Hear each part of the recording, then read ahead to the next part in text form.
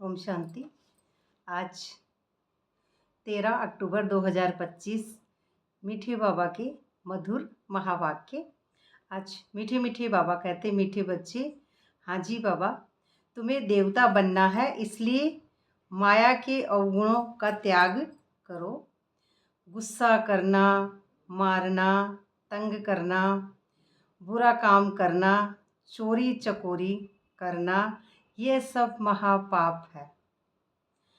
अब बाबा कह रहे हैं तुम्हें देवता बनना है, कि तुम्हें देवता बनना है। तो देवता जो हमारा मन माइंड है, अपने आप को शरीर समझ रहा है।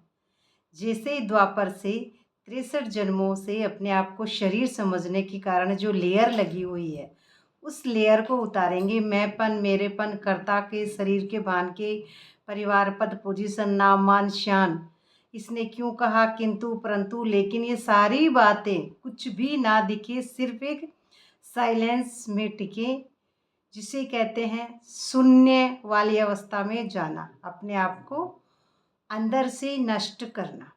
नष्टो मोहा स्मृति लब्धा। उस सीट पर हम बैठेंगे, तभी हम देवता का पाठ बजा पाएंगे। तो इसलिए माया के अवगुणों का त्याग करो। और ये जो मैंपन, मेरापन है, ये ही माया है। इस झूठी दुनिया को अपना समझना, ये पूरी ही माया है। ये मैं, मोना कैरेक्टर, ये मेरा परिवार, ये मेरे पति, ये मेरे बच्चे, ये मेरे सास ससुर पीहर, जो भी फिजिकल रोल है, जो भी फिजिकल 5 तत्वों में जो भी हम अपने आप को समझ रहे हैं, ये 5 तत्वों का पुतला, ये 5 तत्वों का पुतला, ये माटी का पुतला, वो मैं नहीं हूँ। मैं एक हाईएस्ट एनर्जी सोल हूँ। उसी स्टेज में टिकेंगे, तभी ये अवगुणों का त्याग होगा। और अवगुण ये तो रावण है जो, तो ये ड्रामानुसार सबके अंदर है। अब ड्रामानुसार सबके अंदर है, तो ये आ रहे हैं, जा रहे हैं किसी के भी अंदर, तो उस कैरेक्टर से पहचान नहीं बनानी है। मैं एक सोल हूँ, तो मैं सिर्फ सोल को देखूँ, न कि किसी रोल को। किसी में कुछ भी हो, रावण है, राम है, लेकिन मैं एक हाईएस्ट एनर्जी हूँ। तो अपने आप को डिटैच करना, हर समय अपने आप को आत्मा या साइलेंस समझते रहेंगे। वैसे ही गुस्सा करना, मारना, ये सब तंग करने की जो रोल है, उन रोल से परे होते जाएंगे। तो बुरा काम करना, चोरी चकारी करना, ये सब महापाप है। अब चोरी चकोरी में अपने आप को शरीर समझना, तो ये एक सामान है रावण का। चोरी चकोरी का अर्थात बात यहाँ पे है कि संकल्पों में भी अपने आप को कर्तापन के भान में जब हम ले आते हैं अपने थॉट में, तो कर्तापन के भान में मैंने ये किया, मैं इतना कमाती हूँ, या मैं ये काम करती हूँ, ये मैंने किया। अब किया तो इस शरीर ने है, और शरीर मैं नहीं हूँ, मैं तो एक एनर्जी हूँ। तो इसी एनर्जी में जब हम टिकेंगे, तब समझते हैं कि चोरी चकोरी, अपने आप को शरीर समझना, ये सब महापाप है। अब महापाप, क्योंकि आत्मा के लिए तो कोई पाप होता नहीं है, और ये मन जब अपने आप को शरीर समझ लेता है, तो ये पाप और पुण्य में बंध जाता है। ये बंधन हो गया पाप और पुण्य का। लेकिन आत्मा जब एकर्ता के भान में आ जाती है, जब अपने साक्षी की सीट पे आत्मा बैठ जाती है, साइलेंस में टिक जाती है, तीसरे नेत्र जब उसका खुल जाएगा, तो तीसरे नेत्र की जो हाईएस्ट पावर है, वही है साक्षी दृष्टा, अपने आप को डिटैच करना। अब दर्शक के रूप में वह कार्य करती है। अब वो करती नहीं है, हो रहा है अपने आप। आत्मा कुछ करती नहीं है, करता तो ये शरीर ही है। एनर्जी अपने आप में डिटैच है। एनर्जी सिर्फ इस ड्रामा को देखती रहती है। उसमें लगाव, झुकाव, प्रभाव, तनाव, टकराव, किसी से भी अपना मोह नहीं जोड़ती है। तो आत्मा साक्षी दृष्टा है, और ये कर्म कर रहा है जो शरीर है। अब यहाँ पे अकर्म का खाता शुरू होता है, जो हाईएस्ट एनर्जी में एडवांस जो आत्माएं बिल्कुल अलग हैं। तो एडवांस स्टेज पर पहुंचना ही अपने आप का अकर्म का खाता शुरू करना, सत्य की सीट पर बैठना, अपने आप को पूरा डिटैच करना ड्रामा से। उस अवस्था के अंदर हम हाईएस्ट एनर्जी में टिकेंगे तब। प्रश्न है आज का, इस ज्ञान में कौन से बच्चे तीखे जा सकते हैं? घाटा किन्हें पड़ता है इस ज्ञान में? ये क्या है? ज्ञान। अब ज्ञान शुरू होता है जब हमारा अध्यात्म शुरू होता है। अध्यात्म में मैं अकेली हूँ, यहाँ पर कोई भी दूसरा नहीं होता है। एकाग्रता, एक के अंत में एक व्रता जो स्थिति आ जाएगी तो उसमें मन हमारा है पुराना मन, वो पुराना मन उस कचरे को नहीं लेता है, मैंपन के कचरे को, शरीर के कर्तापन के भान को बार बार याद नहीं करता है। तो ये ज्ञान है तीसरी आंख का। जब हम ड्रामा से डिटैच हो जाते हैं, ज्ञान याद करना माना अपने आप को साइलेंस में टिकाना। तो ज्ञान में कौन से बच्चे तीखे जाएंगे? जो एनर्जी है। अब यहाँ पे तीखा कह रहे हैं, शरीर को नहीं। तीखा माना एनर्जी। शरीर किसी का अच्छा बुरा, जात पात, ऊंच नीच, ये कुछ भी नहीं है। हम ये तो मिट्टी के पुतले हैं, चाहे कोई भी जात का है, सब मिट्टी के पुतले। तो हम एनर्जी को यहाँ पे महत्व देते हैं बाबा हमको। तो एनर्जी से ही हम समझते हैं कि तीखे जा सकते हैं जिनमें जैसी एनर्जी है। घाटा क्यों नहीं पड़ता है? उत्तर है जिन्हें अपना पोता मेल रखना आता है वह इस ज्ञान में बहुत तीखे जाते हैं। जिन्हें अपना पोता मेल आता है, पोता मेल जैसे ब्रह्मा बाबा रात को करते थे, कर्मेंद्रियों की सभा लगाना, वो तीखे जाते हैं। घाटा उनको पड़ता है जो देही अभिमानी नहीं रहते हैं ना, जो माया में बार बार डूब जाते हैं अपने आप को, शरीर मन कर्तापन के भान में, कलयुगी बातों में, और सारे ड्रामे को सच समझते हैं। इन कर्मेंद्रियों को जो सच समझते हैं, इन दो आँखों को, इस कान को, एक मुख को, उसने ऐसे बोला, उसका मुख से ये भाषा निकली, अब इसी में हम माया में डूब जाते हैं। उसने मेरे बारे में ऐसे कहा, तो ये सब शरीर का बातें हो रही है। मैंने ये देखा, अब ये मैंने देखा इन आँखों द्वारा। अब ये सब खिड़कियाँ, ये खिड़कियाँ मैं नहीं हूँ, मैं तो एक नई स्थिति हूँ, नई स्टेज हूँ। जो स्टेज हमारी हाईएस्ट एनर्जी है, तो उसी स्टेज को कहेंगे हम कि हम आत्माभिमानी स्थिति या फिर दिल तख्त नशीन आत्मा है, उसी पे टिकना। तो बाबा कहते हैं व्यापारी लोगों को पोता मेल निकालने की आदत होती है, शाम को आते हैं और देखते हैं कितनी बचत हुई। तो वह यहाँ भी तीखे जा सकते। ऐसे जो बच्चे अपने पोता मेल निकालेंगे, शुरू शुरू में जब ज्ञान में आते हैं तो कॉपी पेन से लिखते हैं, आज मेरे से ये गलत कर्म हुआ, आज मेरे से ये हुआ। फिर अपने आप को दृढ़ संकल्प से निश्चय देते हैं कि अब मैं ये नहीं हूँ। तो धीरे धीरे अपने आप को तमो से, ये तमो स्टेज है, तमो से रजो से याद की यात्रा अंदर से बाहर निकलेंगे, सतों से भी एनर्जी पर हम पहुँच जाएंगे, उस हाईएस्ट ट्रुथ के पास साइलेंस में टिक जाएंगे। जब हमारी बुद्धि न्यारी और प्यारी हो जाएगी तो उस स्टेज में ही हम इंद्रियों से परे जा सकते हैं। फिर बार बार ये इंद्रियां, जो चंचल घोड़ा ये मन हमारा भटकाता रहता था, तो ये परे हो जाएगी इस स्थिति से, और वो स्टेज शुरू हो जाएगी कि हम अपने आप में साइलेंस में ही हैं। अब योग अलग से है और ये शरीर अलग है, दोनों स्टेज अलग है, उसमें हम उस स्टेज पे पहुंचेंगे। गीत है आज का, मुखड़ा देख ले प्राणी जरा दर्पण में। अब प्राण, ये प्राणी अर्थात ये प्राण जो चैतन्य शक्ति है, इसी को जगाना है। अब इसको जगाने के लिए तो देख ले कितने पाप है कितने पुण्य है। अब पाप और पुण्य से परे है ये स्थिति, और पाप और पुण्य कौन करता है? शरीर। अपने आप को जैसे समझ, मैंने ये गलत किया तो क्या समझते? पाप हो गया। मैंने ये कि अरे भाई हम करता है ही नहीं। पाप और पुण्य तो ड्रामा में ऑटोमेटिक जो हो रहे हैं वो हो रहे हैं। अपने आप को डिटैच करना, मैं आत्मा हूँ। तो ये प्राण जो है साइलेंस है, तो ये मेरे प्राण है, एनर्जी हाईएस्ट स्थिति है, उसी को ही हमको देखना है। कि जैसे हम ये निकले तो एक मुर्दे की जैसे है, तो जैसे यहाँ स्टेज हमारी आ गई है उसी में हमको समझना है। मुर्दे माना कि आत्मा निकल जाती है, तो जैसे आत्मा निकल गई हमारी स्थिति यहाँ आ जाती है, तो हम मुर्दे जैसे हो जाते हैं। मर गए, मैं मोहे मर गई तो मर गई पूरी दुनिया। अब पूरी दुनिया मुझे अच्छी लगेगी, क्यों? क्योंकि मेरा कर्तापन का भान जब खत्म हो जाता है, सबका रोल दिखता ही नहीं है। क्योंकि यहाँ पर मैं साइलेंस हूँ, मैं सोल हूँ, तो मुझे सबके सोल दिखते हैं, रोल किसी के नहीं दिखते हैं। मैंपन, मेरापन, कर्ता, कहानी, इनमें डूबते ही नहीं है। कहानी माना या तो पीछे का सोचना या आगे का सोचना, पास्ट भूतकाल। तो ये पीछे जाना ही भूत, अपने आप में भूत है। देवता कहाँ है? पीछे जाना भूतकाल, भूत में गए। आगे गए हैं, आगे के कौन सोचते हैं?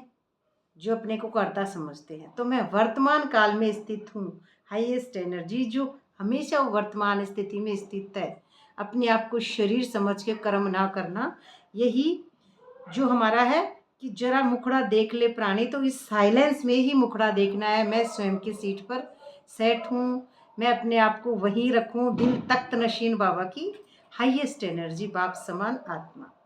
ओम शांति। रूहानी पाठधारी बच्चों प्रति बाप समझाते हैं, क्योंकि रूह ही पाठ बजा रही है।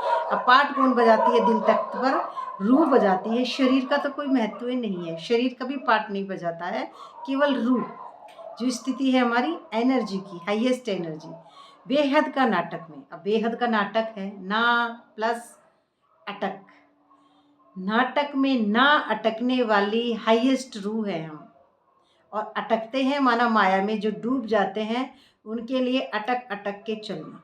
अब नाटक ना प्लस अटक, ना अटकने वाली होती है रूह, और अपने आप को शरीर समझते हैं, तो ये मेरा बेटा, ये मेरा पोता, ये मेरा पति, ये मेरा पैसा, इसमें अटके रहते हैं। मेरापन के भान में ही है, मैंने किया, उसने मुझे ऐसा कहा, उसने ऐसे किया, तो अटकते रहते हैं। अटकना ही माया के चक्रव्यूह में फंसना है। तो नाटक, ये नाटक है, तो नाटक में है तो मनुष्यों का ना, अब ये नाटक मनुष्यों का है, लेकिन हमको अपने आप को एनर्जी में हाईएस्ट पद पर ही स्थित रखना है। बच्चे इस समय पुरुषार्थ कर रहे हैं ना, पुरुषार्थ कर रहे हैं हम कि किसी का भी रोल नहीं देखना, सबकी सोल देखना, यही हमारा पुरुषार्थ है। शिव की पूजा करते हैं, परंतु बाप कहते हैं इनसे कोई मेरे को प्राप्त नहीं कर सकता, क्योंकि भक्ति है ही उतरती कला ना। द्वापर से शुरू होती है भक्ति, और हम जितने भक्त बन रहे हैं, अपने कर्मेंद्रियों के भक्त बन रहे हैं, अपनी इंद्रियों के भक्त बन रहे हैं, और हम भक्त कोई और भगवान कोई और, ये दूरी अपने को नज़दीक में लाते लाते ख़त्म कर देनी है, उसे ही कहेंगे बाप समान बनना। तो भक्ति है ही उतरती कला, द्वापर से भक्ति शुरू होगी उतरती कला में। तो जब पूजते हैं तो उनको ब्रह्म नहीं कहेंगे ना, शिवलिंग को जो पूजते हैं उनको ब्रह्म नहीं कहेंगे, क्योंकि हाईएस्ट चोटी को ही हम ब्रह्म कहेंगे, उस स्थिति को नहीं कहेंगे। उस शिवलिंग को पूज रहे हैं, तो अभी हम समझ नहीं पाए कि शिवलिंग है क्या। तब कौन जिसको पूजते हैं उनको ईश्वर समझ पूजा करते हैं, उसको जिसको भी हम पूजते हैं उसको क्या कहते हैं? ये ईश्वर है, ईश्वर है। और ये नहीं पता ईश्वर हमको वर्ता है, उस बात को हम भूल जाते हैं। तो तुम बच्चे पहले पहले भक्ति शुरू करते हो तो शिवलिंग हीरे का बनाते हो, अभी तो गरीब बन गए हो। हीरे का शिवलिंग, तो हीरा क्या है, डायमंड क्या है? हमारी आत्मा की जो चमकती हुई शक्ति है, हमेशा अपना जो तीसरे नेत्र में जो एनर्जी जगी हुई रहती है, जो सोल दीपक जगा हुआ है, ये हमारा कोहिनूर हीरा। तो अब उसमें हम क्या होता है, जब ये द्वापर से अपने आप को शरीर समझे, तो ये कोहिनूर हीरा नीचे स्थिति में अपने आप को शरीर समझने लगा, तीसरा नेत्र बंद हो गया। तीसरा नेत्र बंद होते ही अपने आप को शरीर समझने लग गए, और बाहर की चीज़ों में हमारी इंद्रियां जाने लग गई। अंदर से फिर अपने आप को, जैसे हम आत्माभिमानी स्थिति में होते हैं, तीसरा नेत्र जब जगा हुआ होता है तो सोल है, पूरी सोल है उस समय। तो अब किसी का रोल नहीं दिखता है, लेकिन जैसे ही द्वापर से अपने आप को शरीर समझा, उसमें रोल दिखा, रोल दिखते ये मायावी नगरी दिखी। इस मायावी नगरी में ही हम कोहिनूर हीरे को सबसे महंगा और श्रेष्ठ समझते हैं। अभी तो गरीब बन गए हो तो पत्थर बुद्धि पत्थर का बनाते हैं, अभी हम गरीब बन गए, शिवलिंग पत्थर का बनाते हैं। गरीब माना अपने आप को भूल गए कि हम सोल हैं, और रोल समझने लगे, शरीर समझने लगे, इसमें ही हम गरीब बन गए।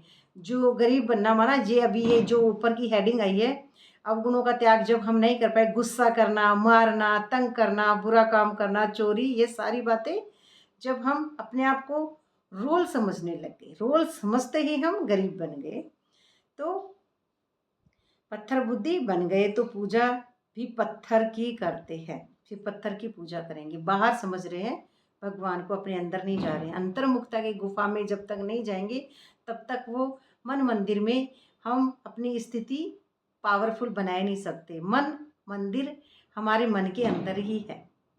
मंदिर का सही अर्थ ही है कि मन के अंदर। अब मन के अंदर तो जाना, हम याद की यात्रा में अंदर तो घुसते नहीं हैं, और बाहर पत्थर को पूजते हैं, यही पत्थर बुद्धि है। तो हीरे का लिंग उस समय 4-5 हज़ार का होगा, और इस समय उनका दाम 5-7 लाख, जब ब्रह्मा बाबा मुरली सुनाते हैं उस समय, आज तो बहुत महंगा होगा, तो 5-7 लाख। अभी मुश्किल निकलते हैं, पत्थर बुद्धि बन गए हैं, तो पूजा भी पत्थर की करते हैं। पत्थर की करते हैं, या किसी शरीर को, किसी मनुष्य को समझना, मनुष्य भी तो पत्थर है, मनुष्य भी तो मिट्टी है, मनुष्य मिट्टी में यही मिल के चला जाएगा, इसलिए मनुष्य को पूजना भी मिट्टी ही है। पत्थर बोले चाहे मिट्टी बोले, जो यहीं रह जाना है इस दुनिया में ही। जब ज्ञान है तो तुम पूजा नहीं करते हो, चैतन्य सम्मुख में है। जब आपके अंदर हाईएस्ट स्थिति होती है, ज्ञान होता है, तो आप चैतन्य स्थिति में है, तब पूजा नहीं होती है। चैतन्य सम्मुख में है, उनको ही तुम याद करते हो, जानते हो, याद से विकर्म विनाश होंगे, यही जानते हैं कि जितना हम परमात्मा को याद करेंगे उतने में ही हमारे अंदर से देवान खत्म होता जाएगा। तो गीत में भी है, बच्चों प्राणी कहाँ जाता है आत्मा को, तो प्राण निकल गया तो फिर जैसे मुर्दा है, मुर्दा है। एक ये भी बात कही जाती है कि जन्म, मरण और प्रण, ये तीनों ही स्थिति ड्रामे में है। जन्मेंगे कब? जब खुदा की स्थिति, जैसे कहते हैं ना कि ये तीनों मायावी बातों में कहते हैं, वैसे ही बाबा नहीं कहते हैं, मायावी दुनिया की बातों में कहते हैं जन्म मरण प्रण सब भगवान के हाथ में। लेकिन यहाँ पे क्या समझते हैं कि जब मरण, अबे मरी मैं अपने पुतले से, 5 तत्वों के पुतले से जब मोना कैरेक्टर मरती हूँ, यही मेरा जन्म है, सत्युगी जन्म। और परण, इसी में साइलेंस बाप से हमारा मिलन होता है, परमात्मा से मिलन। तो परमात्मा से मिलन, आत्मा का मिलन, यही होता है परण। तो ये स्थिति हमारी हाईएस्ट एनर्जी पे जब हम टिकते हैं, तब ये तीनों स्थिति का अर्थ एक ही निकलता है, सिर्फ एनर्जी। आत्मा निकल जाती है, आत्मा है अविनाशी, कभी जिसका विनाश नहीं होता। ये पुतला है शरीर का, ये मिलता रहता है अलग अलग जन्म में, अलग अलग जो भी है ड्रामा में। तो अपने अंदर जांच करो कहाँ तक दैवी गुणों की धारणा हुई है, अंदर में ही हमको पता चलता है कि हम कितने डिटैच हुए अपने आप से। तो इतना दर्जा नहीं पा सकेंगे।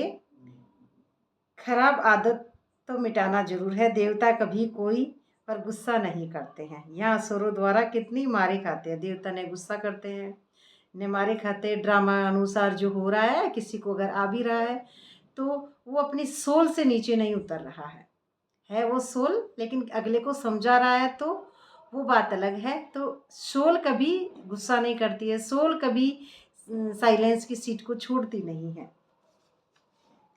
तो इसमें श्री कृष्ण एक छोटा बच्चा है, स्वर्ग का प्रिंस है। तो ये महात्मा है, या आजकल के जो भी कलयुगी मनुष्य है, ये विकार में पैदा नहीं होता है। तो ये निर्विकारी दुनिया है ना।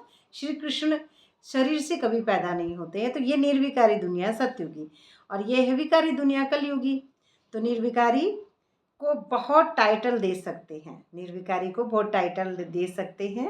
विकारी का क्या टाइटल है? श्रेष्ठाचारी तो एक बाप ही बनाते हैं, वह सबसे ऊंचते ऊंच और सब मनुष्य पारदारी है। पाठ में जरूर आना पड़ेगा। सतयुग है श्रेष्ठ मनुष्य की दुनिया, श्रेष्ठ मनुष्यों की दुनिया, जिनमें जानवर, बच्चे सब, वहाँ पे बिल्कुल भी रावण नहीं है, यानी देवभान नहीं है, सब हाईएस्ट स्थिति है। तो श्री कृष्ण कौन है? श्री कृष्ण एक हाईएस्ट एनर्जी है। श्री कृष्ण को, परमात्मा को जब याद करते करते तमो से, रजो से, सतो में हाईएस्ट स्थिति पहुंच जाएगी, तो डिटैच दर्शक के रूप में वह आत्मा न्यारी हो जाएगी, और साक्षी की सीट पे जब बैठ जाती है तो श्री कृष्ण का जन्म हो जाता है। तो जन्म होता है स्थिति से, याद की यात्रा से, वो शरीर का जन्म नहीं होता है श्री कृष्ण का। जब आत्मा पूरी डिटैच होती है ड्रामा से, अपनी सीट कभी नहीं छोड़ती है, तब।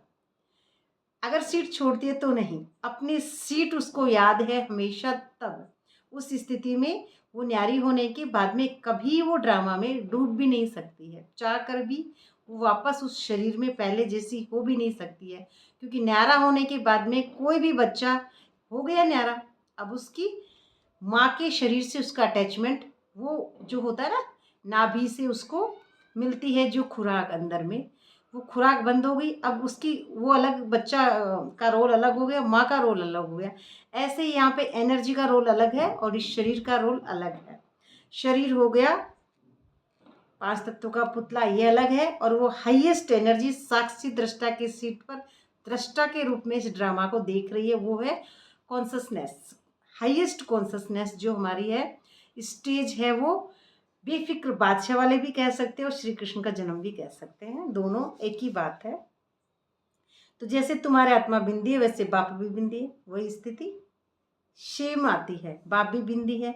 इसमें मूझने की कोई दरकार नहीं है। कोई कहते हैं हम देखे, बाप कहते हैं देखने वाले को तो तुमने बहुत पूछा है, फायदा कुछ भी नहीं हुआ। यथार्थ रीति तुमको समझाता हूँ, मेरे में सारा पाठ भरा हुआ। यहाँ जो स्थिति है साइलेंस की, इसी के अंदर सारा पाठ भरा हुआ है। सुप्रीम सोल हूं ना, यही है सुप्रीम सोल। सुप्रीम सोल हूं ना। कोई भी बच्चा अपने लौकिक बाप को ऐसे नहीं कहेंगे।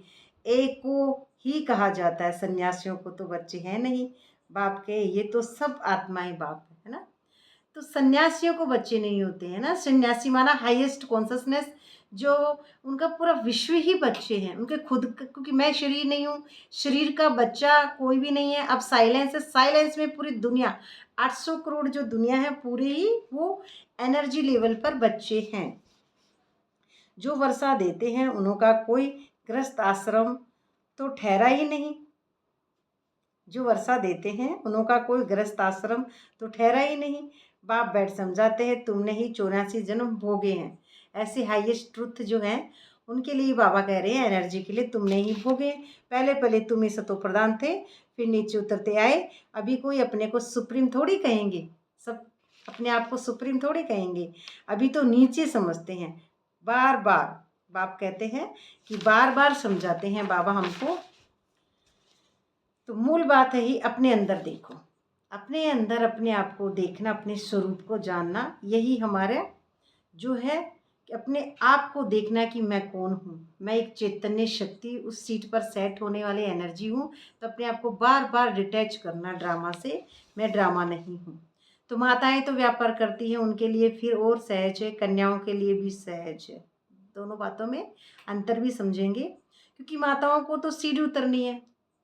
माताओं ने बच्चों को जन्म दिया है, माताओं ने शादी की है, माताओं के पीहर ससुराल दो हो गए रिश्ते, और ननद देवर जेठ जो भी होते हैं ड्रामा में वो हो गए। अब माता को उतरनी है, वापस उन चीज़ों को भी भूलना है। और कन्याएं माना जो दीदी हैं, जो कुमार हैं, बीके हैं, जो अपने आप को समझते हैं, उनके लिए तो भूलना है ही नहीं। शादी नहीं हुई, बच्चे नहीं हुए, सास ससुर परिवार कुछ है ही नहीं, तो उनको भूलना आसान है ड्रामा को। अब यहाँ पे ड्रामा तो कन्याएं तो विकार में नहीं गई ना, तो पुरुषों को तो मेहनत लगती है, कुटुंब परिवार संभालनी पड़ती है, सीढ़ी तो चढ़ी है तो वे सारी उतरनी पड़ती है ना। अपने आप को शरीर समझने से बहुत रिश्ते हो गए हैं, और जो कुमार कुमारियाँ उनके तो रिश्ते ही नहीं हुए हैं, इसलिए उनको तो फटाफट डिटैच हो जाएंगे वो ड्रामा में। पर ड्रामा में भी नोंद है, बीके समझना भी अहंकार है, इसलिए शरीर बीके या कुछ भी अहंकार है। हम कन्याएं किसको कह रहे हैं बाबा यहाँ पे? हाईएस्ट ट्रुथ को कन्या कहते हैं, शरीर को नहीं कहते हैं, उस एनर्जी को। जैसे कन्या हम नवरात्रा में भोग खिलाते हैं कन्याओं को, तो कन्याएं माना सत्य है, दुर्गा का रूप है, जगदम्बा है, ऐसे हम समझते हैं, एनर्जी लेवल पे उनको समझते हैं। ऐसे ही हम भी उस एनर्जी लेवल पे जब टिकेंगे, तो उस कॉन्शसनेस में जब जाएंगे, हाईएस्ट एनर्जी में, ट्रुथ में, तब हम भी न्यारी होने के बाद में कन्याएं हैं सभी, चाहे भाई है चाहे बहन है, कोई भी है। तो न्यारा अपने आप को समझना यही कन्या है। वापस उस ड्रामा को जो अंदर में कौरव पांडवों का जो युद्ध जो चला है याद की यात्रा में, उस युद्ध से हमेशा खत्म होके अपने आप को युद्ध में स्थिर रखना, युद्धिष्ठिर। तो जितना हम युद्ध में अपने आप को स्थिर रखेंगे कि मैं एक आत्मा हूँ, इस स्टेज पर पहुँचना, तो अपने आप को न्यारा और प्यारा करना, यही है हमारा अंदर का जो महासंग्राम है, उससे परे होना। कि मैं जो भी भान था, मम्मी पापा या बहन भाई या बेटा, उसके जो भी है शरीर, शरीर के भान से परे होना, यही है कन्या। घड़ी घड़ी माया थप्पड़ लगा देती है, घड़ी घड़ी अपने आप को शरीर समझ लेते हैं तो थप्पड़ लगा देती है। अभी तुम हो बीके बने हो, कुमारियाँ पवित्र होती हैं, तो सबसे जास्ती होता है कि पति का प्रेम, तुम्हें पतियों का, पति परमात्मा की याद करना, सबको भूल जाना है।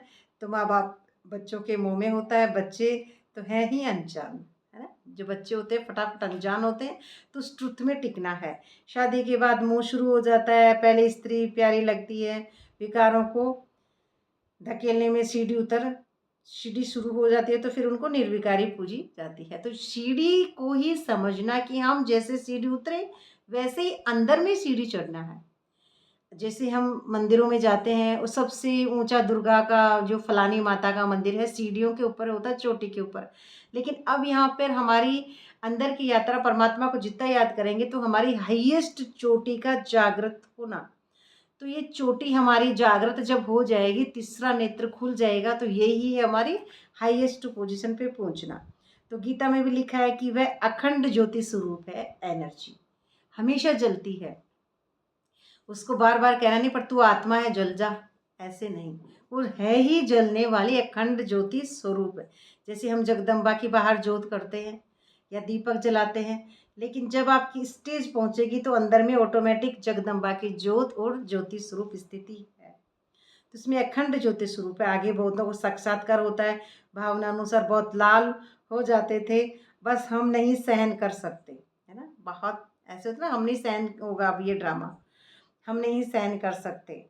अब ये साक्षात्कार है, तो यहाँ तो मुख्य याद की यात्रा है। यहाँ पे कोई ऐसा साक्षात्कार नहीं है जो आपको कोई बाहर खड़ा होकर दिखाएगा, अपने अंदर की ही यात्रा है ये, अपने अंदर सीढ़ी चढ़ना। जैसे पारा खिसक जाता है, याद भी घड़ी घड़ी खिसक जाती है। ये याद नहीं रहना, ये भी ड्रामा में नोंद है। सब खिसक जाते हैं, कितना चाहते हैं बाप को याद करें और ख्याल आ जाते हैं।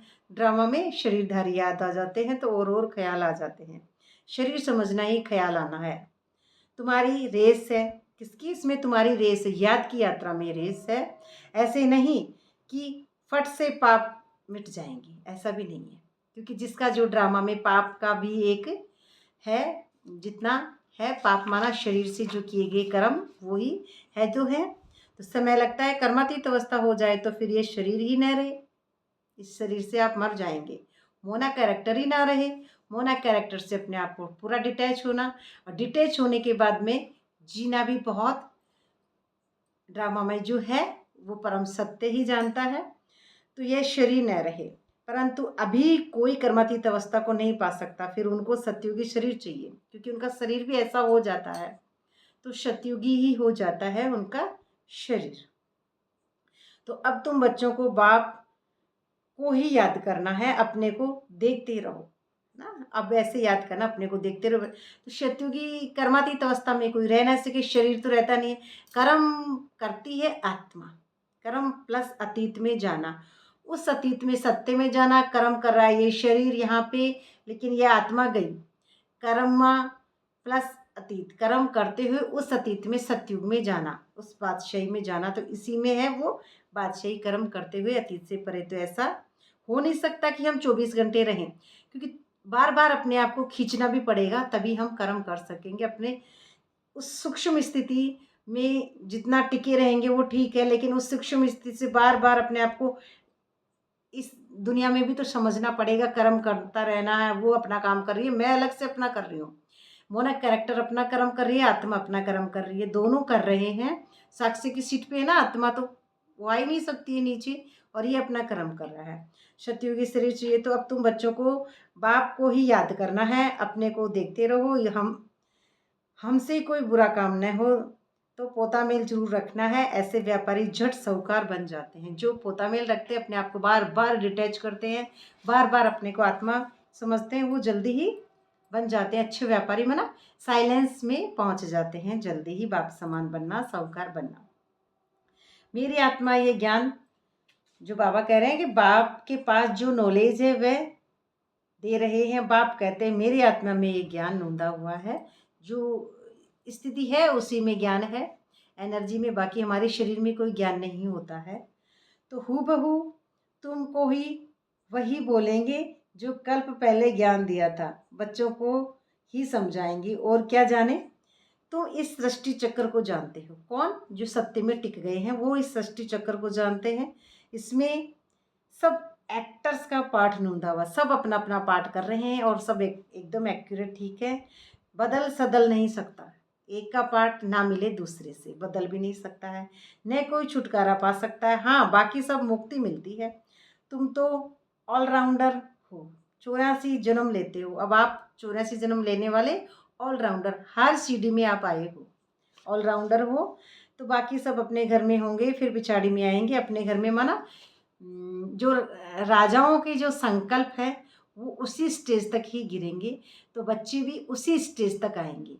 राजा जितने जो संकल्पों को अंदर में सोच रहे हैं हाईएस्ट सत्य, उतने ही बच्चे अपने आप ही आएंगे। अब कहते हैं ना परम धाम में बैठे रहेंगे, कोई नहीं बैठा रहता है वहाँ पे। हमारे अंदर के संकल्प जब तमो प्रधान होंगे तो ऐसे जनसंख्या बढ़ेगी। बाकी सब अपने घर में माना अंदर ही होंगे, साइलेंस में, पिछाड़ी में आएंगे। मोक्ष चाहने वाले यहाँ आएंगे नहीं, वह फिर पिछाड़ी में चले जाएंगे, वह फिर पिछाड़ी में चले जाएंगे। ज्ञान कभी सुनेंगे नहीं। मच्छरों दृश्य आए और गए संकल्प, मच्छरों दृश्य आए और गए संकल्प। लगाव झुकाव प्रभाव संकल्पों से थोड़ी आ रहे हैं जा रहे हैं अपने आप ही। जैसे मच्छरों से दृश्य आए, मच्छर पैदा हुए, बारिश में दिवाली में पटाखे उटाखे से खत्म। ऐसे ही साइलेंस में जब हम पूछें तो उसके बाद में आ रहे हैं संकल्प, जा रहे हैं, हमको किसी से भी प्रभाव नहीं पड़ रहा है। तो तुम तो ड्रामा अनुसार पढ़ते हो, जानते हो बाबा ने 5000 वर्ष पहले भी ऐसे ही राजयोग सिखाया था। तुम फिर औरों को समझाते हो। फिर शिव बाबा ऐसे ही कहते हैं, अभी तुम जानते हो हम कितने ऊंचे हैं, अब कितने नीच बन गए, है ना। अपने आप को पतित समझना, रोल समझना, कैरेक्टर समझना, इसी को कहेंगे नीच जाति से नहीं, सोच से शुद्र बनना नीच। तो पवित्रता में ही फेल हो जाते हैं। पवित्रता अपने आप को जैसे ही हम शरीर समझते हैं अपवित्र हो जाते हैं, क्योंकि याद नहीं करते हैं। तुम बच्चों को बहुत खुशी होनी चाहिए, हम बेहद के बाप के सम्मुख बैठे हैं जिसको कोई भी नहीं जानते हैं। ज्ञान का सागर वह शिव बाबा ही है ना। तो देहधारी से बुद्धि योग निकाल देना है, शिव बाबा का यह रथ है ना, ये रथ है।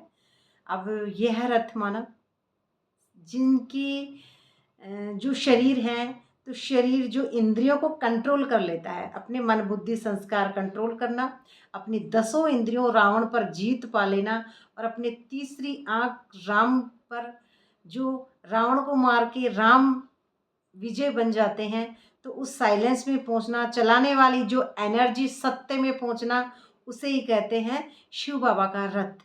वो कोई भी हो सकता है। तो उसमें ब्रह्मा बाबा के अलावा और भी बच्चे हैं। तो शिव बाबा का ये रथ है। कैसा रथ? शरीर से परे, शरीर से परे होके वो एनर्जी चलाती है उसको।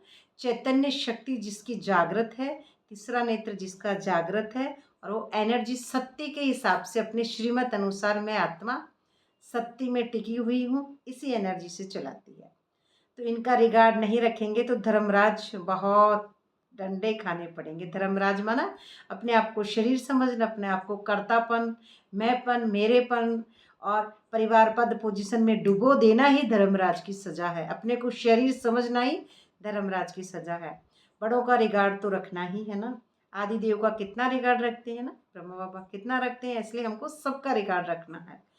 जड़ चित्र का इतना रिगार्ड है तो चैतन्य का कितना रखना चाहिए। अब जो जड़ शरीरों का इतना रिगार्ड है, तो चैतन्य तो एनर्जी है ना, एनर्जी को देखना, हमेशा किसी के रोल को न देखना, सबकी सोल को देखना, तो यही रिगार्ड रखना है। तो इसमें कितना रखना है हमको, चैतन्य का कितना ख्याल रखना है। अच्छा, मीठी मीठी सिकलदे बच्चों प्रति माता पिता बाप दादा का याद प्यार गुड मॉर्निंग। रूहानी बाप की रूहानी बच्चों को नमस्ते नमस्ते। शुक्रिया बाबा, शुक्रिया। मुरली बहुत बड़ी हो रही है। धारणा के लिए मुख्य सार, पहला पॉइंट, अंदर में अपनी जांच करनी है ना। अंदर में अपनी अंतर्मुखता के गुफा में जाके अपनी जांच कर देवी गुण धारण करने हैं, है ना। धीरे धीरे जितना परमात्मा को याद करेंगे, रावण निकलता जाएगा और देवताई एनर्जी आपके अंदर घुसती जाएगी और आप पूरे डिटैच हो जाएंगे ड्रामा से। तो खराब आदतों को निकालना है। अब आदतें ड्रामा में सबको मिली हुई है, हम तो सबकी सोल को देखें, जिसकी जैसी आदत है हमारे ऊपर किसी का प्रभाव नहीं पड़े। हम अपने आप को आदतों से परे वाले एनर्जी समझें। प्रतिज्ञा करनी है बाबा, हम कभी भी बुरा काम नहीं करेंगे। प्रतिज्ञा माना करनी प्रतिज्ञा है। अब दृढ़ संकल्प तो लेना है, लेकिन अब जो अगला नहीं ले रहा है उसको नहीं देखा, अपने आप को देखना है कि मैं एक एनर्जी हूँ। तो मैं अपनी प्रतिज्ञा यही रहती हूँ कि मैं एक हाईएस्ट ट्रुथ में टिकूँ। तो अपनी प्रतिज्ञा रखने, बुरा काम नहीं करना। बुरा जैसे शरीर है तो हम शरीर जैसा हमको कोई काम नहीं करना है। दूसरा पॉइंट है कर्मातीत अवस्था को प्राप्त करने के लिए याद की रेस करनी है। एडवांस स्टेज जब आ जाएगी तो याद की स्टेज पूरी कर्मातीत अवस्था पे आ जाएगी। रूहानी सेवा में तत्पर रहना है, बड़ों का रिगार्ड रखना है, सभी बड़े हैं, सबका रिगार्ड रखना है, बच्चों का, बड़ों का, अपने परिवार का, सबका रिगार्ड रखना है, सबको उस एनर्जी लाइट से ही देखना है। क्योंकि जब हम इस ज्ञान के सत्य को समझ जाते हैं तो हमारे रिश्ते बहुत अच्छे होते हैं। किसी भी रिश्ते को निभाने में हम कमी नहीं छोड़ते हैं, क्योंकि हम उसके ट्रुथ को देखते हैं, उसके रोल को देखते ही नहीं हैं। रोल को जब नहीं देखते हैं, सोल को देखते हैं, तो ऑटोमेटिकली सभी हमसे खुश होते हैं। क्योंकि जब हमारे पास वो एनर्जी होगी, खुद खुश रहेंगे तो बाकी सभी खुश रहेंगे। वरदान है आज का, फॉलो फादर के पाठ द्वारा मुश्किल को सहज बनाने वाले तीव्र पुरुषार्थी भव। फॉलो फादर, अगर हम फादर को फॉलो कर रहे हैं तो कुछ भी हमारे मुश्किल है ही नहीं, वहाँ पे सब सहज है, सब बिल्कुल आरामदायक है। मुश्किल को सहज बनाने का लास्ट पुरुषार्थ में सफलता प्राप्त करने के लिए पहला पार्ट है फॉलो फादर। ये पहला पार्ट ही लास्ट स्टेज है। अपने आप को आत्मा समझना, या अपने आप को पहला पार्ट भी है और लास्ट पार्ट भी है। तो पहला पार्ट ही है, लास्ट स्टेज को समीप लाना वाला है।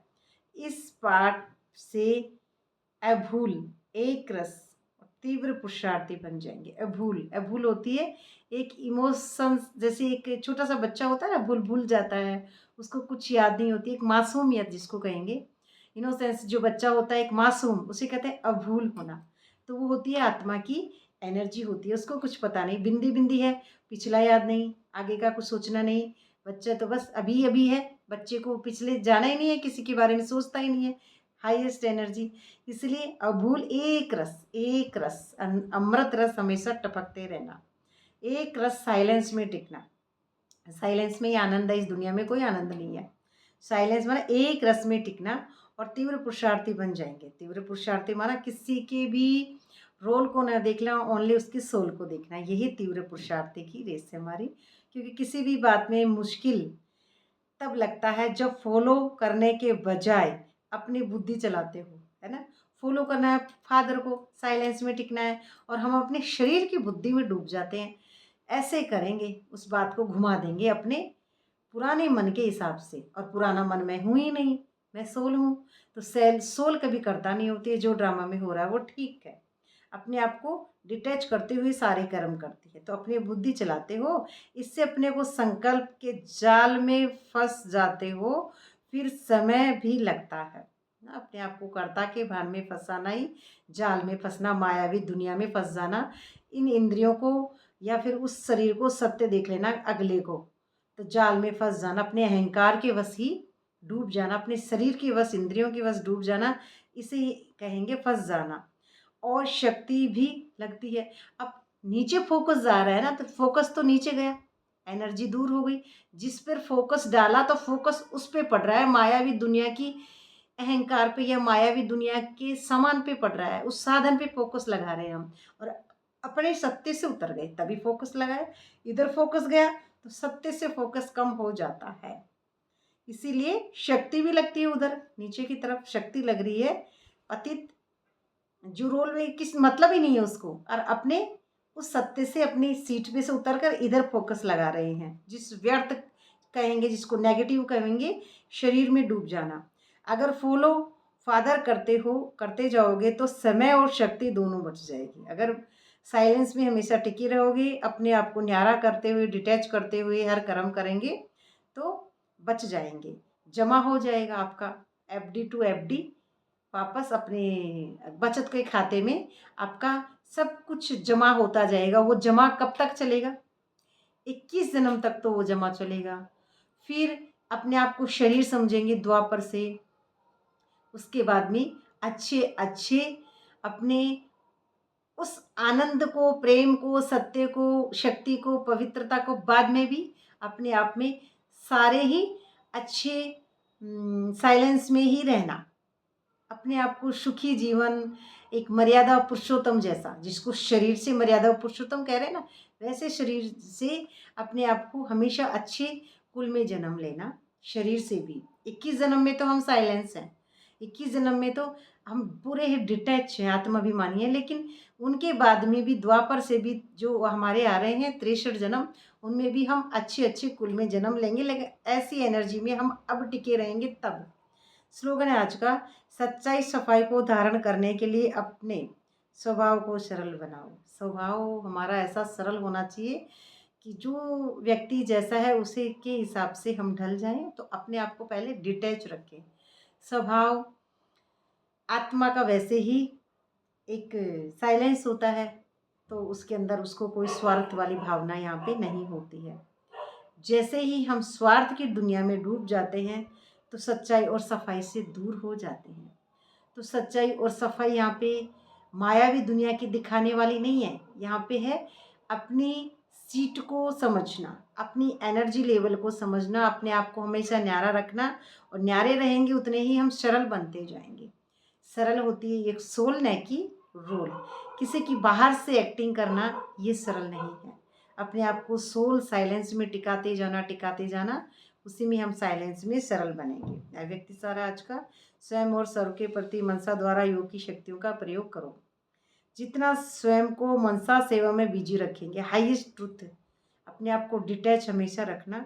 जितना बिजी रखेंगे उतना सहज मायावी बन जाएंगे। जितना डिटैच रखेंगे स्वयं माया जीत बन जाएंगे, माया को जीत लेंगे। अपने आप को इन कर्मेंद्रियों से जीतकर यहाँ पे बिठा लेंगे। अपनी आत्मा का जो तीसरा नेत्र खुल जाएगा आपका, तो आप वहाँ पे बैठ जाएंगे।